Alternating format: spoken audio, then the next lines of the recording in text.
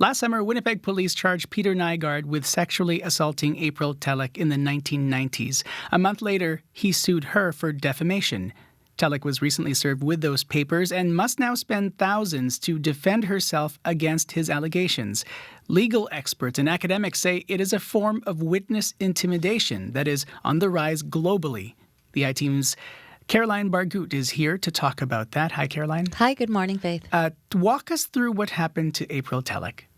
So last year on July 11th, Winnipeg police, as you had mentioned, announced that they had charged Peter Nygard with a sexual assault stemming from an incident that took place at his warehouse in 1993.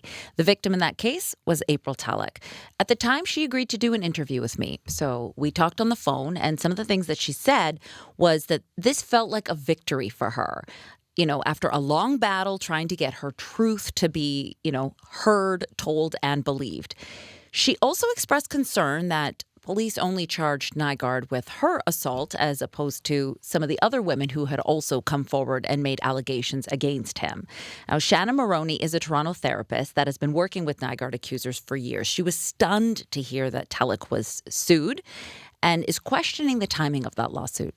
I'm left wondering, how is this even possible? How is this not just the most blatant act of intimidation that somebody could carry out? I can't get my head around how this could even happen, how it's lawful, if it is lawful.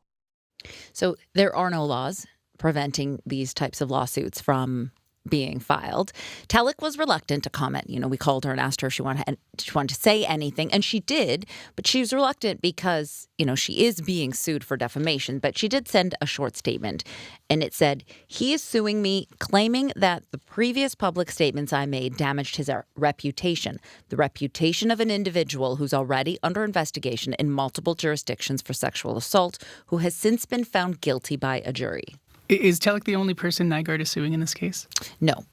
Nygard is also suing CBC News for the story that we wrote about him being charged here in Winnipeg. He says that Telek's comments in our journalism severely injured his character and his reputation and has caused him significant loss, damage, and irreparable harm. Now, he wants CBC to apologize. He wants us to remove the article from all the websites and retract it. Now, Chuck Thompson is CBC's head of public affairs. We got a statement from him.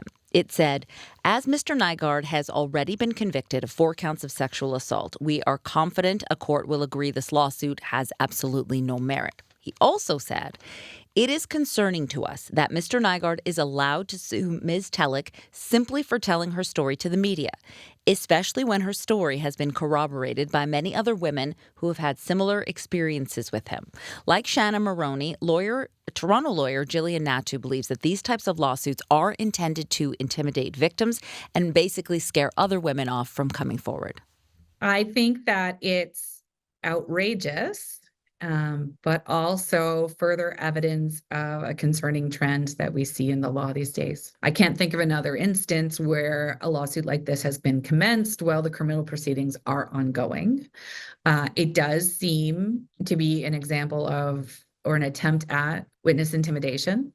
So witness intimidation is a crime in Canada. Winnipeg police wouldn't say if they're looking into this. All they would say is that they are supporting the victims, but they couldn't say anything further because this is now before the courts. Now, she said this was a growing trend. What's your sense? Do we know how many lawsuits like this have been filed? We don't.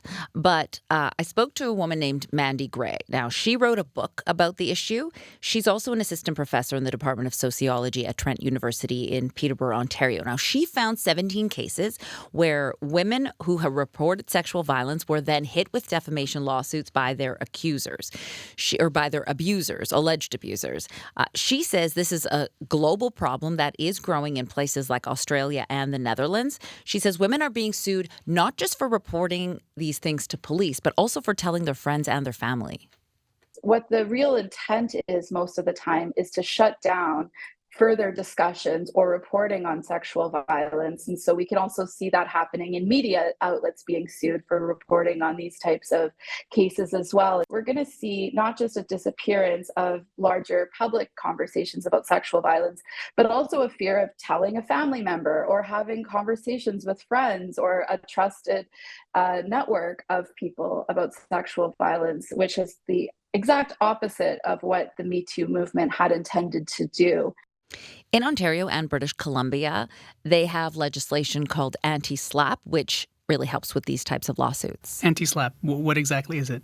So SLAP stands for Strategic Lawsuits Against Public Participation. Now, in a typical defamation lawsuit, if you're being sued, it is you who has to prove that you did not defame the plaintiff.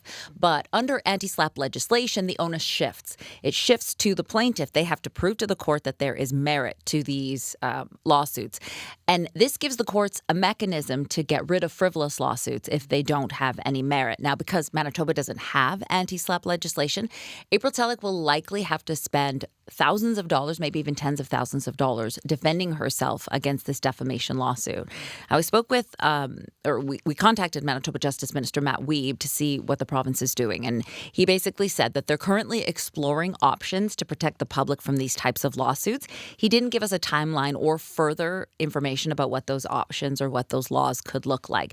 We also contacted Nygard's lawyer. He did not answer our questions. Caroline, thank you.